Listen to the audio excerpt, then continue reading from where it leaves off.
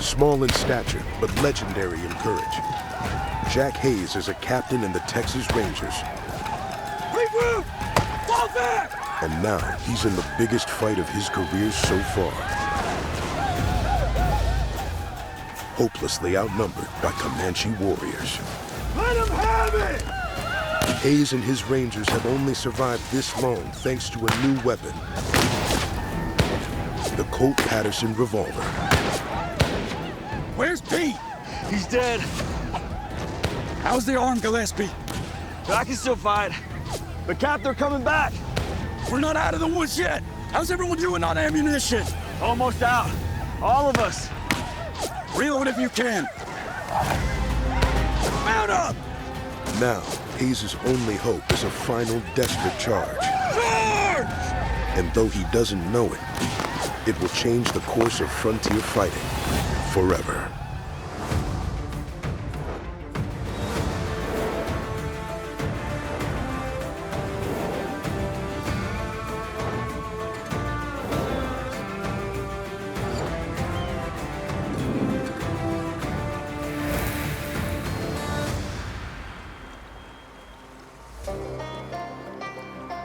Though born in Tennessee, John Coffee Hayes, known to everyone as Jack, will become a legend in a place with more than its share, Texas.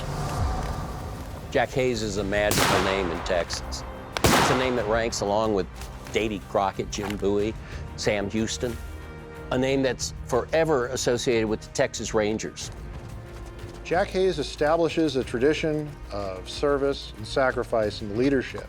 Many later-day Ranger commanders seek to emulate. And he is really the first true great Texas Ranger captain. Call him right. Single file. He had an intuitive understanding of tactics. He had a natural skill as a leader of men. He had a kind of charisma that can't be learned. And he was willing to step up to do what needed to be done to protect the fledgling settlements of a new state of Texas. Forward!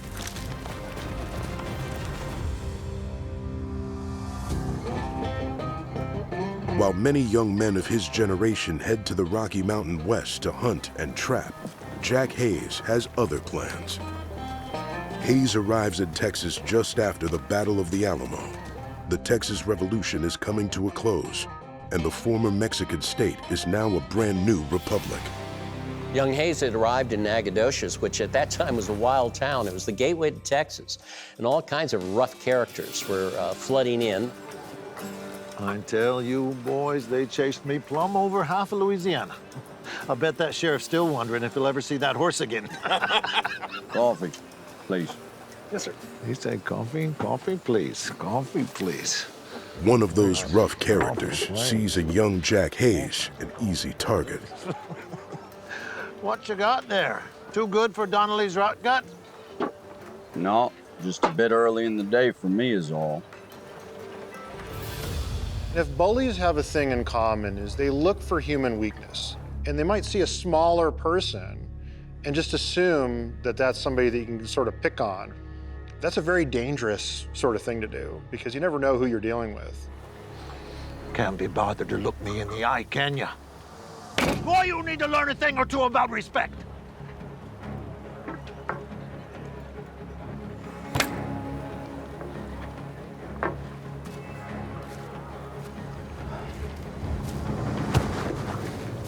I'll whip you, pup. Hmm?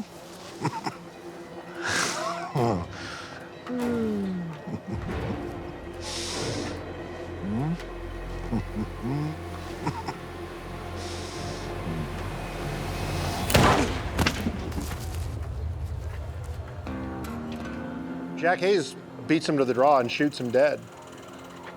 Case closed. Welcome to Texas. On the Texas frontier, violence is a fact of life. But a newly formed organization will give Hayes a chance to bring order to this chaotic land.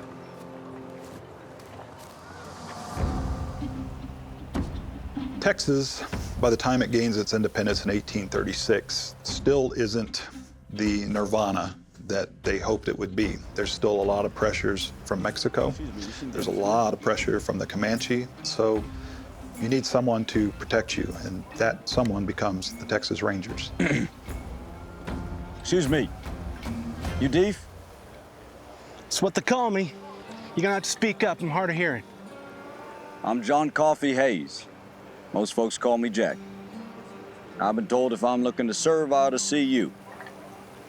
Deef Smith, or Deaf Smith, real name Erastus Smith, was one of the most famous scouts and spies during the Texas Revolution.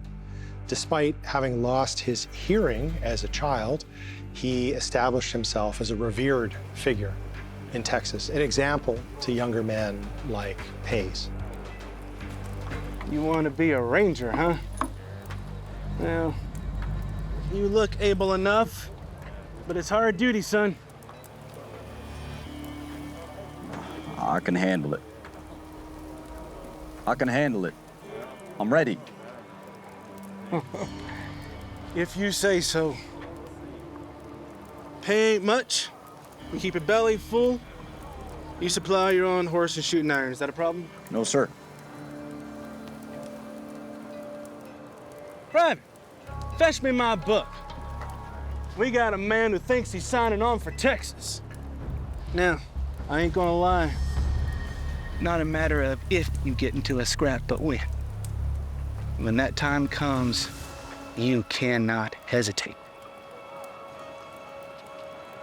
I won't hesitate, sir.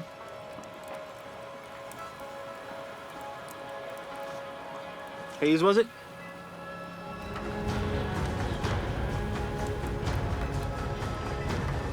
Thank you, Mark.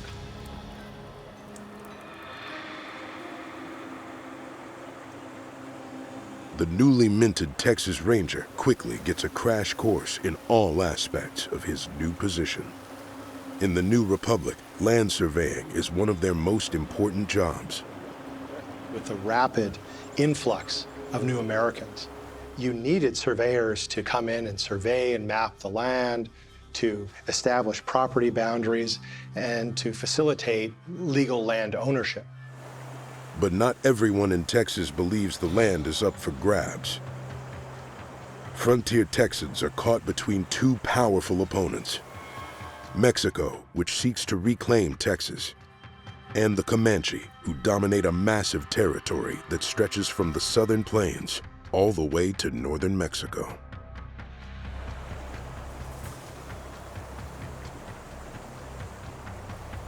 It's all right. He's just watching. What for? He knows we're a sign of things to come. He's Comanche. No matter how many lines Mexico or Texas draw on a map, Comanche goes where he pleases. From the Great Plains all the way down to below the Rio Grande. Brave men. Tough, too.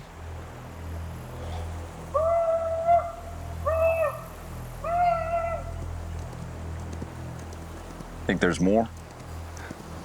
Oh, yes, indeed. Just around that bend, you best believe it. Hayes and the Comanche will soon come to know each other as both intrepid and formidable opponents. In the meantime, the Rangers must confront other threats on the Texas frontier.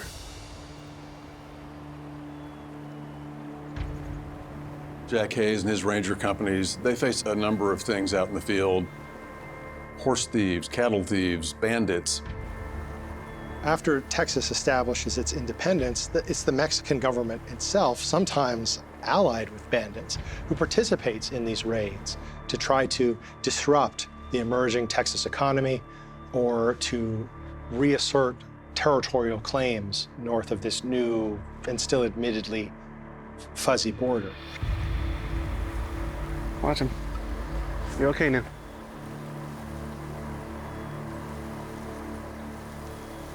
Them others give you much fight? Not much. He told us where his friends are. I reckon we'll bag them too soon enough. Good work, Sergeant. Sergeant, sir? Yep. And don't say no, because I already put it in my book. You're a good man, and the men respect you.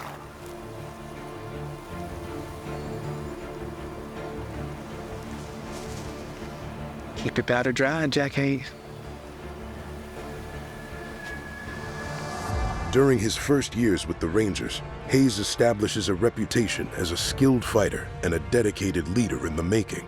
And it's that reputation that soon leads to rapid promotion to the rank of captain.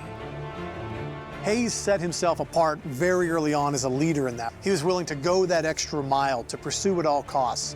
It was the most Texas Ranger thing anyone could have ever done at a time when most people didn't even know what the Texas Rangers were.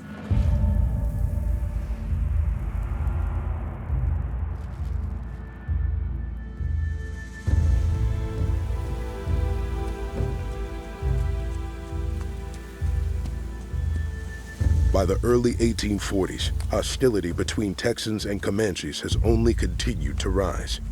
In his new role as captain, Hayes' #1 mission is to confront the Comanches. No easy task. A band of Comanches have been raiding settlements in South Texas, some 50 miles from San Antonio, and Hayes has been tasked with stopping them. Comanches. It's just 2. There will be more. Flaco, you and Pete circle around to the other side of that thicket and wait. The rest of us will flush them out. Let's get across that creek! One of Hayes' main allies in his conflict with the Comanches is Flaco, a chief among the Lipan Apache, a tribe at war with the Comanche. Flaco's a well-known fighter who by some accounts goes into battle wearing an old army officer's coat. And he joins up with Jack Hayes, and a very interesting sort of friendship and partnership sort of comes out of this. Flaco and Hayes enjoy a close bond. Flaco even gives his friend a nickname, Bravo Too Much, in recognition of Hayes' tenacious courage. Drawing us into the timber was the only chance they got. Which is why I want to flush them out. We'll push them through the brush, towards you and Pete. Captain Jack. We'll try it my way. You two, with me. We'll picket the horses, moving on foot. Get ready. The Comanches have retreated into a thicket, a tactic they commonly use to lure enemies into an ambush. And this time, Hayes charges head-on into their trap.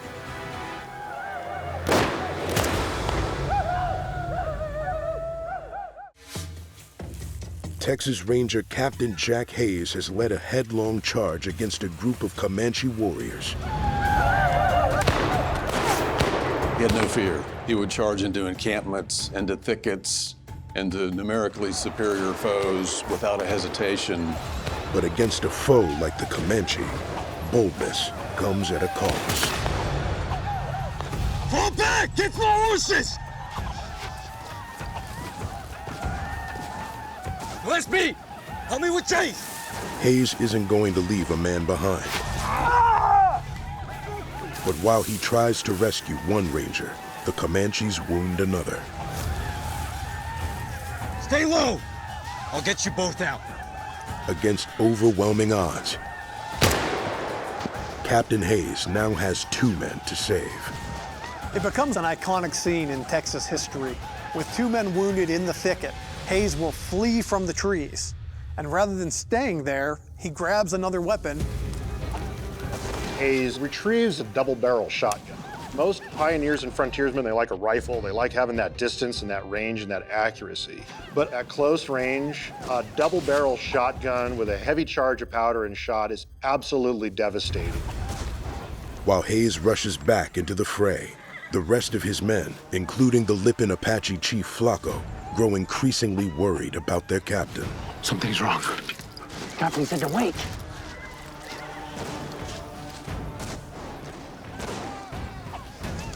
Hayes is outmanned. He knows the Comanche will rush his position at any moment. Captain, what do we do? I can still flush him out. So he decides to beat them to the punch. Captain, don't. Wait! Hayes' aggressiveness, or some might say his recklessness, got him into this situation. But now it might be the only thing that gets he and his men out of it.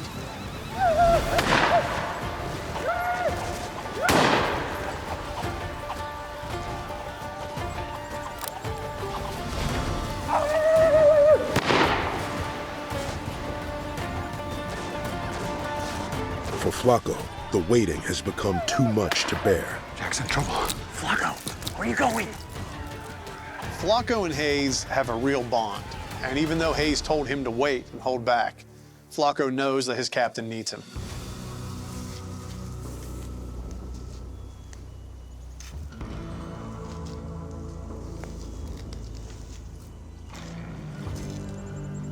Don't move! Flaco, take care of these two. I'm gonna check on Gillespie and Jace. As the smoke clears, the Rangers manage to capture 2 of the Comanche. So that was quite a feat. They had 2 captive Comanches to bring back from this fight, and mainly because he was brave enough to charge into the forest and fight almost one-on-one.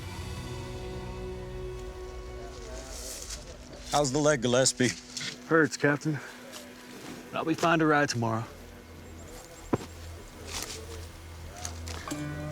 Hayes' daring wins the day, but it easily could have turned out differently. Won't you have something to eat? You Americans eat too much. It makes a warrior too fat. Doesn't seem to hinder me none. I've seen your courage. You're a great chief, Captain Jack. But too much bravo. I know. You've told me that before. Your Rangers could be mourning you right now after what you tried today. But they're not.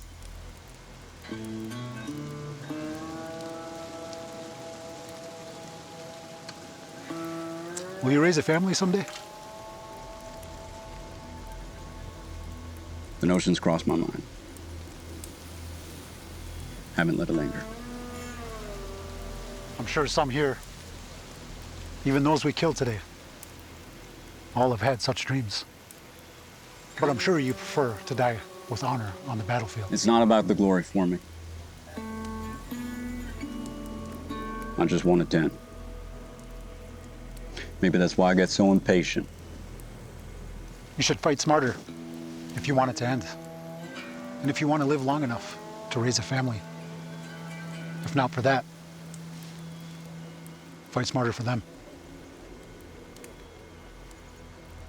At times, Hayes would unnerve even the best of Rangers with his own daringness to go right into any situation. Flaco often said that Hayes seemed to have a special charm about him, not only for being so brave, but to do the things he did and always come out without being killed. The fact that Hayes has survived the encounter with the Comanche is nothing short of miraculous.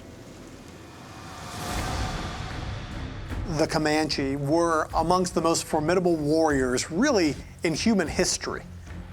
By the early 1840s, there's little that stands in the way of Comanche dominance in Texas and throughout the southern plains.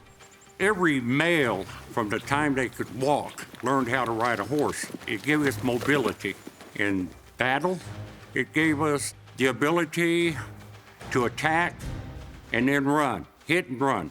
We were known as the greatest light cavalry in the world. Hayes understood that if the Rangers were going to be an effective fighting force, they needed to be well trained. In the ways of the Comanches, he learned their tactics, he learned their fighting techniques, and he also learned their boldness, how being aggressive at all times was a key to success. After several successful scouts together, Hayes and Flaco's trails eventually separate. It's been good riding with you. And with you, Captain Jack. But it's time I saw my family again. You're a brave man.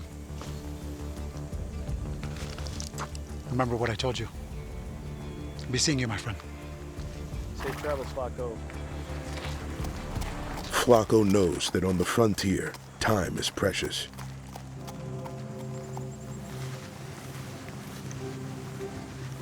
And at any moment, it could be taken away.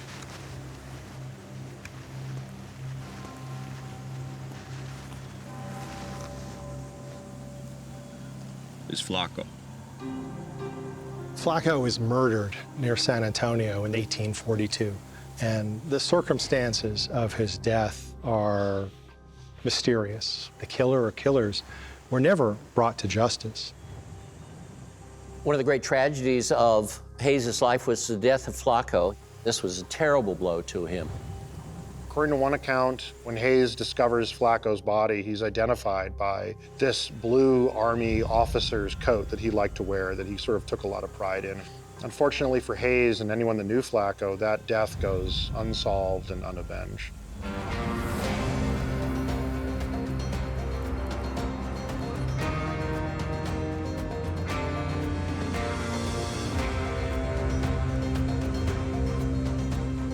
Two years after Flaco's death, Hayes commands a newly formed company of Rangers. It includes frontier veterans like fellow Tennessean Robert Gillespie. Gillespie was sort of a model ranger. He was engaged in frequent combat against Mexican foes and Comanche. He was an excellent horseman and an excellent shot.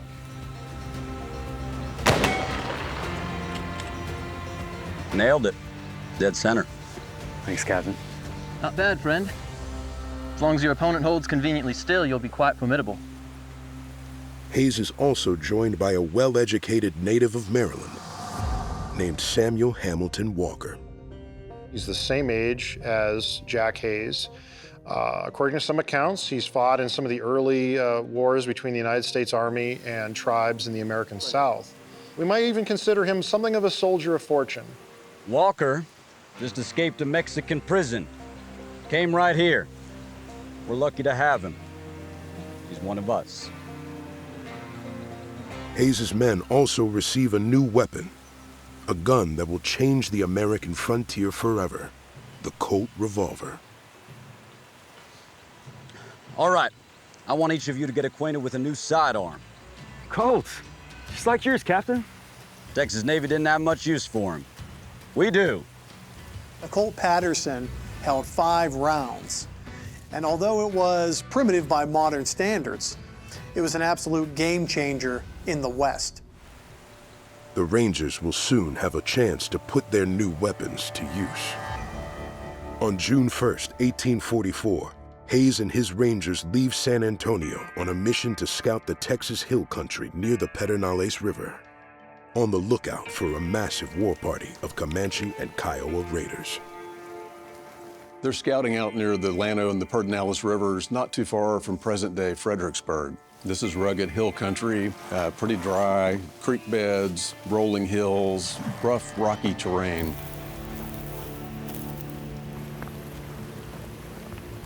At a creek 40 miles outside of San Antonio, Hayes finds evidence of the Comanches they're hunting. Seems like ripe country for an undertaker. Comanche sure like these iron arrowheads. We best send out scouts. This is a big war party.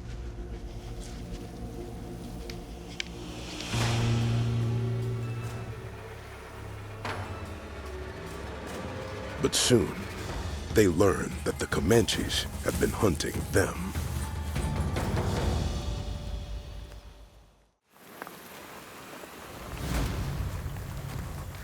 Captain Jack Hayes and his Texas Rangers are searching for a band of Comanches.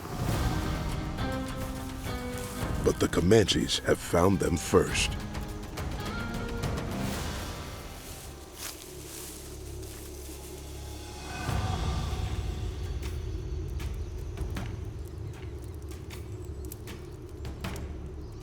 What you think?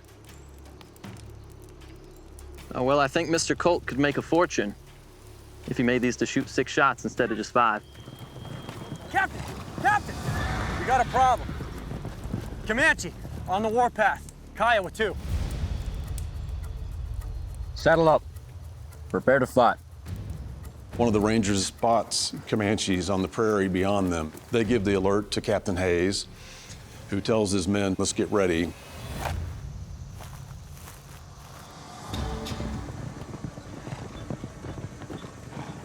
The Comanche know exactly where the Texans are, and make it clear they're not afraid to fight Hayes' small band of Rangers. Ain't that many, Pete. I say we charge up there and right now. I reckon there's more in back of this ridge waiting for us to make a wrong move. Never stopped you before, Captain? Yeah, well, I've grown up some. Call them right. Single file. Hayes knows the Comanche prefer an ambush. He knows they're trying to draw him into the forest, into the thicket to fight, and he's not sure how many he's facing. Hayes is aggressive by nature, but his experience has taught him caution. The Comanche attempted to draw Hayes into attacking them, and Hayes, being a very strong commander, kept his command very disciplined, and they didn't fall for the trap.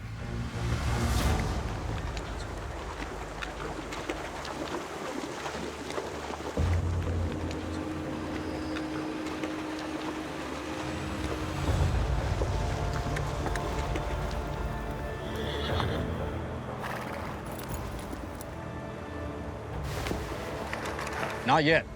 Waste our lead now and they might rush us. Let's move forward, towards those trees.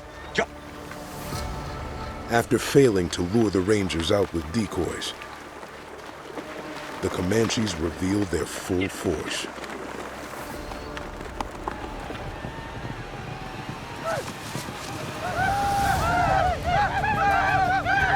As it turns out, there's about 60 Comanche and their allies facing 15 Rangers. So they're outnumbered 4-1. Not very good odds, 80 or more miles from any civilization, anybody else that could come to help you, even if they could.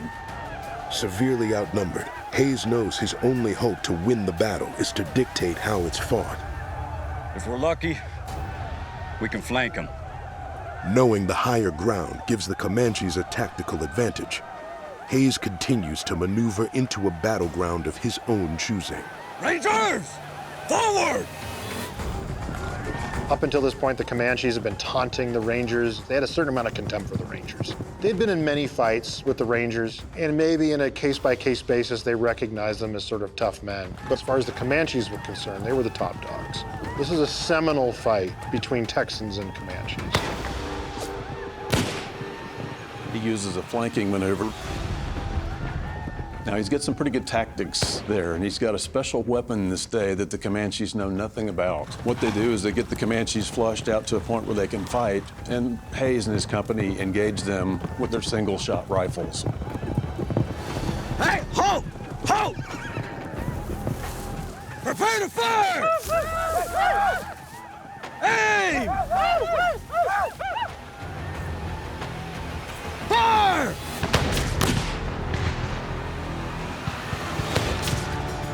Drop your rifles!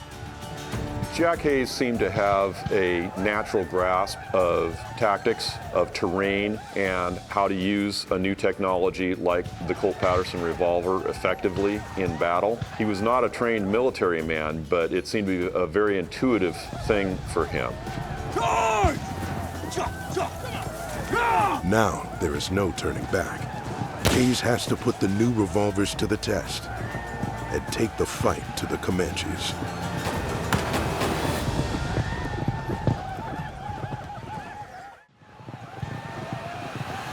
Drop your rifles! Texas Ranger Captain Jack Hayes is leading his men into battle against a Comanche force 4 times their size. Charge! Hoping that their new Colt revolvers will make up for their lack of numbers. So, using only these single-shot guns, they keep exchanging shots with the Comanche until most of the Rangers have fired all their rifles. Seeing this, the Comanche chief orders a charge forward, but at this point, they've got a surprise. In most of the battles up until that point, the Comanche always had the advantage in firepower. They were very proficient bowmen, shooting upwards of 10 arrows in 5 seconds at their best, and very long lances.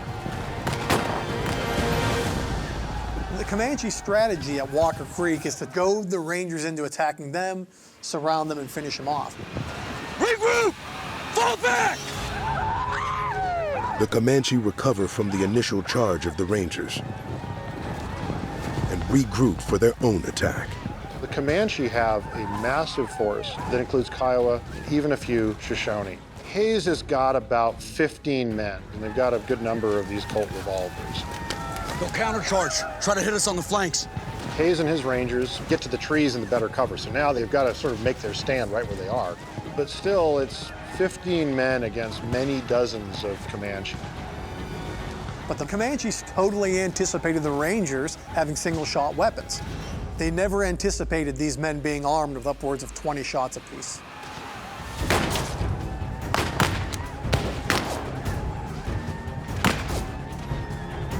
The Rangers' revolvers may have evened the odds, but the Comanches still have a manpower advantage and a fierce determination to fight.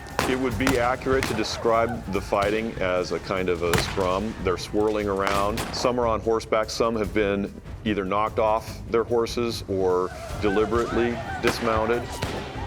The Comanche, some of them are armed with firearms. They're dispatching a lot of arrows, which, of course, is a very painful wound and a slow death if you're mortally hit with an arrow like that. Left flank! Look out!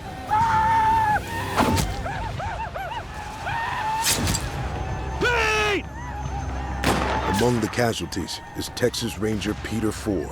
After the initial charge by the Texas Rangers, the battle devolves into a series of very intense one-on-one skirmishes. This fighting is very personal, it's very intimate in a way. Texas Ranger Peter IV is killed. It's extraordinarily bloody. Men are fighting on foot, they're still fighting on horseback, they're taking cover wherever they can. It's an incredibly chaotic battle.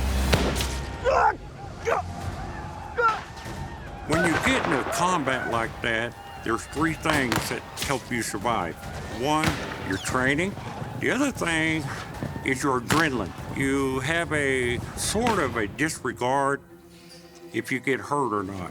And the last thing that makes you survive combat is luck. Not being at the right place at the wrong time. Let him have it! Several of the Rangers were run through with the Comanche lances, which were 14 feet in length. They were usually tipped with a knife blade, and they were pretty effective in that close range battle. And in the chaos of battle, one Ranger's luck is about to run out. Walker, look out!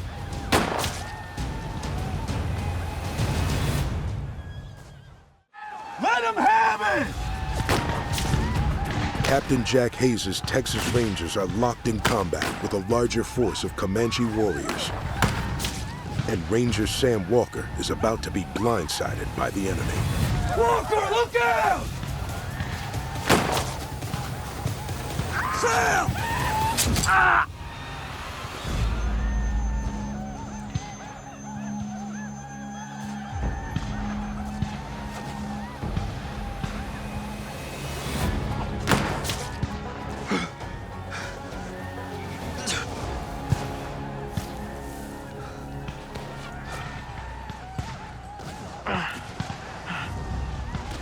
Here, drink this. Press your hand against the wound. Hold it. I'm okay. It's a long way from my heart. This guts is all. Ammo?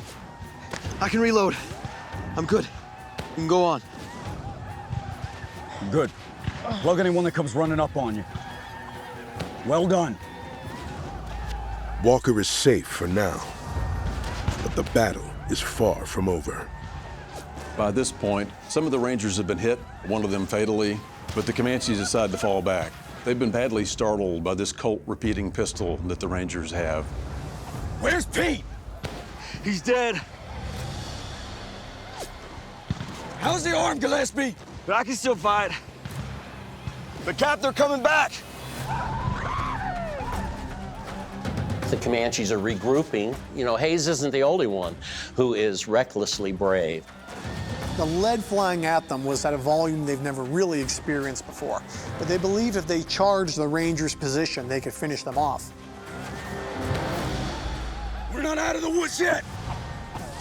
How's everyone doing on ammunition? Almost out. All of us. Reload if you can. This is it.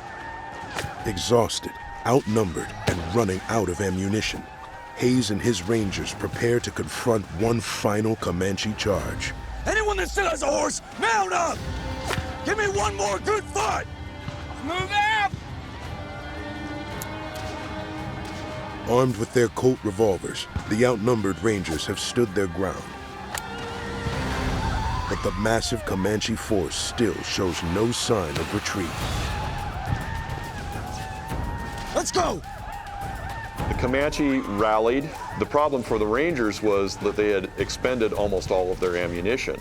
And so when the Comanche rallied for a final charge, the Rangers were in pretty dire straits. They didn't have much ammunition to fight off this final charge with.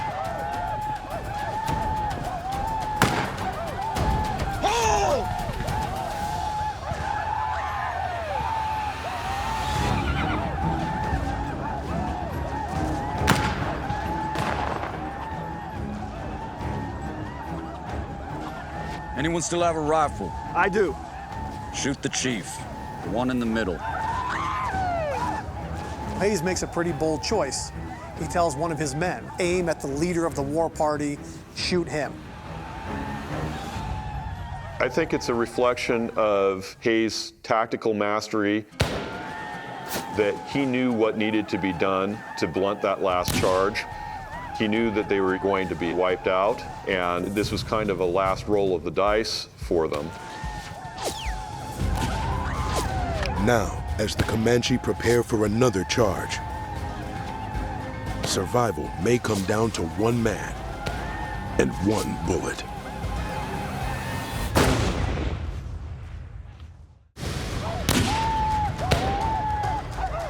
In the midst of a desperate fight in the hill country of Texas, Jack Hayes and his small company of Texas Rangers are in the fight of their lives against a massive force of Comanche and Kiowa warriors. Anyone still have a rifle? I do. Shoot the chief, the one in the middle. Now, as the Comanche prepare for a final attack, the fight may come down to the iron nerve of Jack Hayes.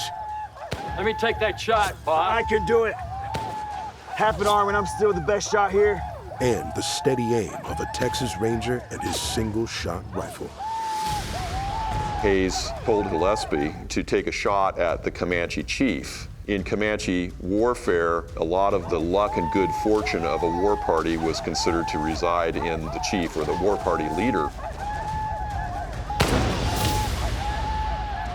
Remarkably, despite his injury, Gillespie's aim is true. Ha! You got him! Good shot. Hold! It's finished. Gillespie shot the chief, and that took the fight out of the Comanche. They took their chief's body and fled the field because, in their belief, they had lost the fight. Saddle up. Head back to camp. We didn't have like a chain of command, and that hurt us. The leader, if something happened to him, we were leaderless. Against overwhelming odds, Hayes has won a battle that will be immortalized in Texas Ranger lore. Easy. Sam Walker was badly wounded. Hayes believed that he would die from his wounds. Therefore, on his battle report, he called it the Battle of Walker's Creek. I still got a couple of scores to settle down in Mexico, and I don't want to die on that trail down to San Antonio. Good luck, Walker. Captain Hayes? Walker will survive his wounds, but the battle bearing his name is a major turning point in the fight for the Texas frontier. Walker's Creek changed the tactical doctrine of the Texas Rangers, and it marked the end of the battlefield dominance of the Comanche. So it was a small battle with very big consequences. Walker will eventually help design the first true Colt six-shooter, which in time becomes an indelible symbol of the American frontier. That Colt revolver was going to be the gun that won the West. It changed the nature of American arms forever. It had a significant impact on battlefields far into the future, not just in Texas or even in North America, but around the world. So the Battle of Walker's Creek, militarily speaking, is a very significant event.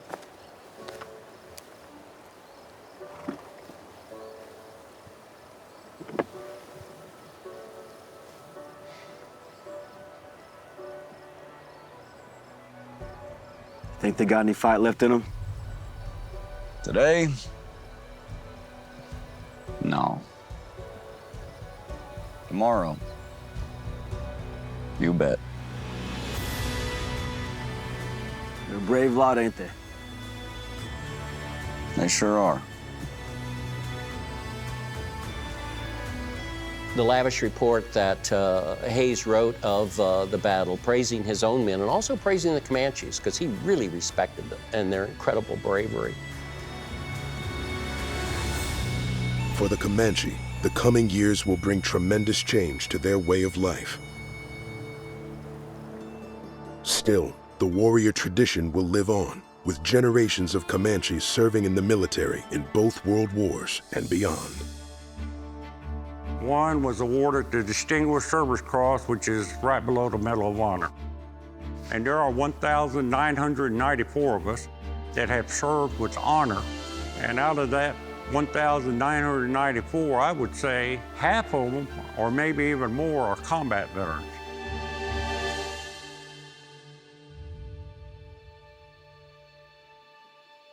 For Jack Hayes, the Battle of Walker's Creek cements his legacy in Texas and throughout the American West. You want to be a ranger, huh? I can handle it. I'm ready. It's interesting that Hayes is known primarily for his role with the Texas Rangers because it really only made up a very small part of his life. He would move west to California during the gold rush. And in fact, he became quite well known there. As a politician, he was well respected in California, but he was kind of fabled in Texas. And he'll always be known as, you know, the original Texas Ranger, the true Texas Ranger. Fire! Jack Hayes establishes the reputation of the Texas Rangers. He makes them into really an immortal law enforcement agency. Charge! Yeah! In time, they really became the most famous law enforcement outfit in all of Western history.